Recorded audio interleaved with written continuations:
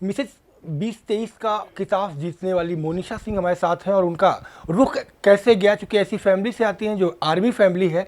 इनका मायका भी आर्मी फैमिली से है और ससुराल भी आर्मी फैमिली से है, लेकिन हमारे साथ बात करते हैं, बात करने का प्रयास है। किस तरीके से आपने स्ट्रगल किया होगा, चूँकि दोनों फैमिली आर्मी की फैमिली तो माना जाता है बहुत सख्त होती है। नहीं, ऐसा माना जाता है, होती भी होंगी, बट मेरी मेरी खुद की फैमिली और मेरे ससुराल वाले दोनों भी बहुत सपोर्टिव हैं। मैंने पहले भी काफ़ी शूट्स वगैरह किए हुए हैं एंड मेरे हस्बैंड्स बहुत ज़्यादा ये सब चीज़ों में उनका इंटरेस्ट है, सो उनके मोटिवेशन की वजह से मैंने पार्ट लिया।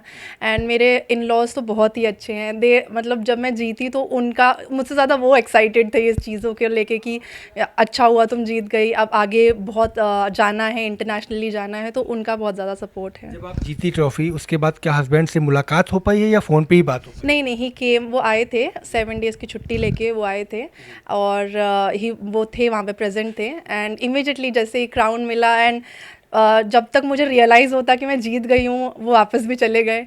सो अब फ़ोन पे बात होती है कभी कभी, बिकॉज़ जहाँ पे वो है वहाँ पे रेंज नहीं रहती है तो बात नहीं हो पाती है। तो कहाँ पर है अभी? अभी वो चाइना बॉर्डर पे हैं, गलवान, हम जैसे जानते हैं गलवान वैली के पास वो पोस्टेड है, तो वो वहाँ पे हैं, तो वहाँ पे रेंज वगैरह नहीं रहती है, तो 2-3 दिन में एक बार ही शायद बात हो जाती है सैटेलाइट फ़ोन से वगैरह।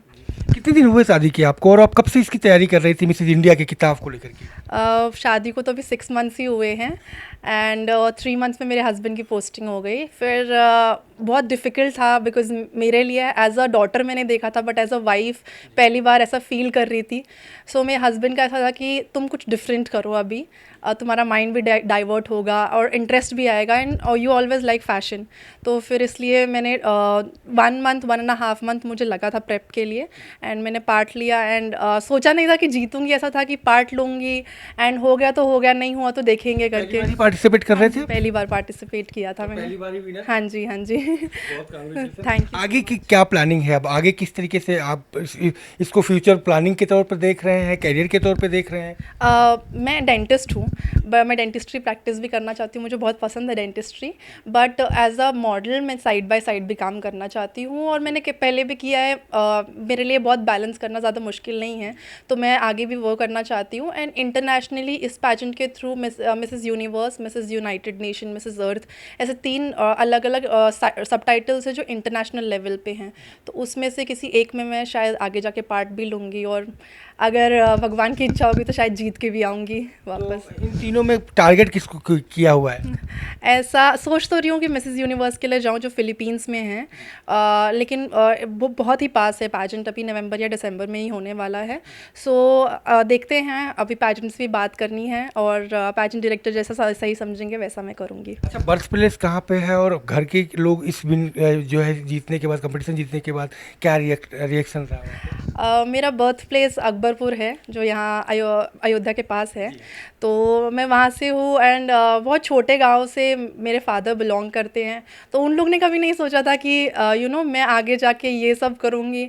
सो उनके लिए बहुत सरप्राइजिंग था, सरप्राइजिंग और एक्साइटिंग दोनों भी था, शॉक्ड भी थे बिकॉज़ किसी को मैंने बताया नहीं था पहले पार्टिसिपेट करने के पहले कि मैं कर रही हूँ।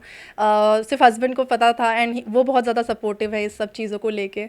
तो जब उन लोगों ने सुना, बहुत ही एक्साइटिंग, बहुत सबको फ़ोन कर करके बता रहे थे कि मैं जीत गई हूँ, क्योंकि जिस पैजेंट में मैंने पार्टिसिपेट किया था वो अतरंगी टीवी पे दिखाएंगे, तो उनका ऐसा है कि पब्लिश करने के पहले they want to show it, तो इसलिए जब उन्होंने सब लोगों को फ़ोन करके बताया, लोग बहुत कॉन्ग्रेचुलेट करने लगे, तो उन्होंने भी बहुत पॉजिटिवली लिया इस चीज़ को। ये क्राउन आपको कहाँ पे पहनाया गया? दिल्ली में कंपटीशन था तो दिल्ली में ही पहनाया हाँ गया? जी, दिल्ली में आईटीसी द्वारका में कंपटीशन हुआ था और वहाँ पे डिग्निटरीज़ लाइक कुणाल कपूर जो बॉलीवुड एक्टर हैं, निवेदिता बासु जो एक जानी मानी प्रोड्यूसर डायरेक्टर हैं, वो लोग प्रेजेंट थे। अमन यतन वर्मा वाज द होस्ट, तो मेरे को क्राउन किया था निवेदिता मैम ने and she was very warm, बहुत ही ज़्यादा वार्म थी, बहुत ही वेलकमिंग थी। लग ही नहीं रहा था कि इतने बड़े मंच पे इतने इतने बड़े लोगों के सामने मैं परफॉर्म कर रही हूँ, मैं अपना इंट्रोडक्शन बोल रही हूँ, क्योंकि वो लोग इतने ज़्यादा वेलकमिंग थे नेचर में, तो इट वाज वेरी एक्साइटिंग। तो फिल्म इसकी तैयारी किस तरीके से क्या चल रही है और भी